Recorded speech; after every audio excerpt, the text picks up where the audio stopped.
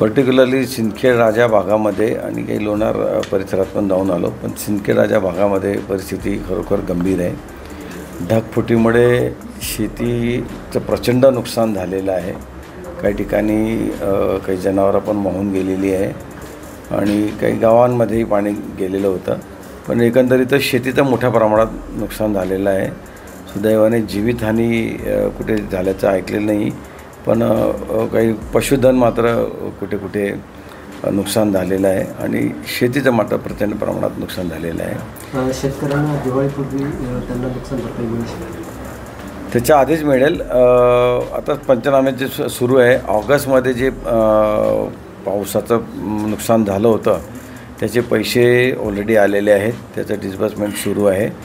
सप्टेंबरपर्यंतच्या पावसाचं जे काही नुकसान झालं होतं जवळपास 2215 कोटी रुपये शासनाने रिलीज केले. त्या 15 दिवसात ते पैसे प्रत्येकाच्या याच्यावर येऊन जातील, म्हणजे जिल्हा लेवलपर्यंत.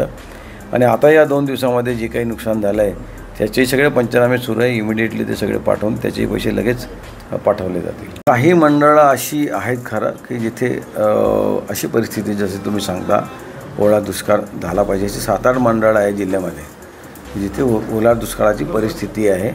पण काही जिल्ह्यामध्ये अचानक तो पाऊस एकाच दिवशी जास्त प्रमाणात आला, त्याच्यामुळे अतिपाऊसचा जो क्रायटेरिया तो लागतो.